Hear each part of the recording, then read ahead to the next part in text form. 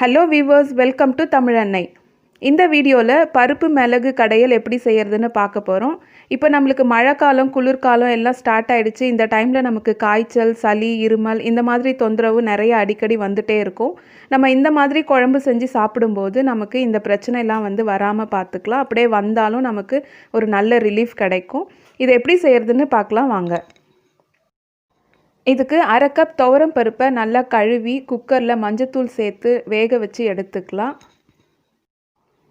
இதில் 10 பல் பூண்டு தோல்லாம் எடுத்துட்டு அதை நல்லா இடித்து எடுத்துகிட்ருக்கேன்.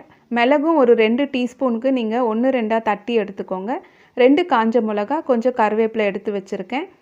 இந்த பருப்பும் நான் வேக வச்சு எடுத்துகிட்ருக்கேன். இப்போ நல்லா இந்த மாதிரி குழைய வேக வச்சு நீங்கள் எடுத்துக்கோங்க.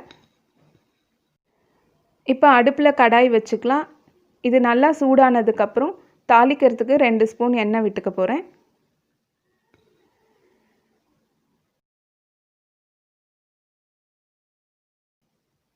எண்ணெய் கொஞ்சம் சூடானதுக்கப்புறம் கொஞ்சம் கடுகு, கொஞ்சம் சீரகம் போட்டுக்கலாம். கடுகு பொரிஞ்சதுக்கப்புறம் காஞ்ச மிளகாயை கிள்ளி போட்டுக்கிறேன். கூடவே பூண்டு, மிளகு இதையும் நம்ம சேர்த்து நல்லா எண்ணெயில் ஃப்ரை பண்ணிக்கலாம்.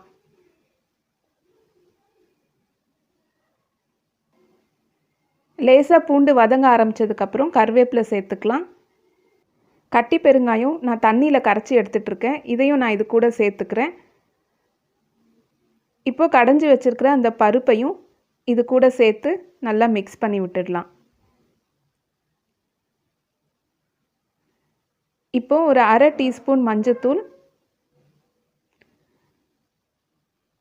தேவையான அளவுக்கு உப்பு போட்டுக்கலாம்.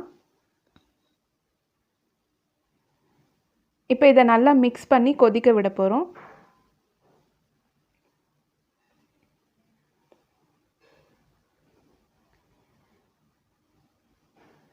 இது கொஞ்சம் கொதிக்க ஆரம்பிக்கும் போது நான் ஒரு நெல்லிக்காய் அளவுக்கு புளியை திக்காக கரைச்சி வச்சுருக்கேன். அதையும் இது கூட சேர்த்துக்கிறேன்.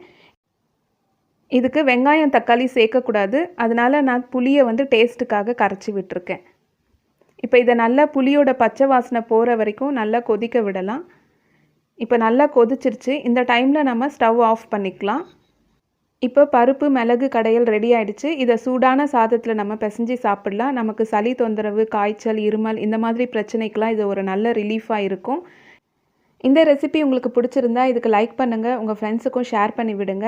நீங்களும் இதை வீட்டில் ட்ரை பண்ணி பார்த்துட்டு எப்படி வந்ததுன்னு எனக்கு கமெண்ட்டில் சொல்லுங்கள்.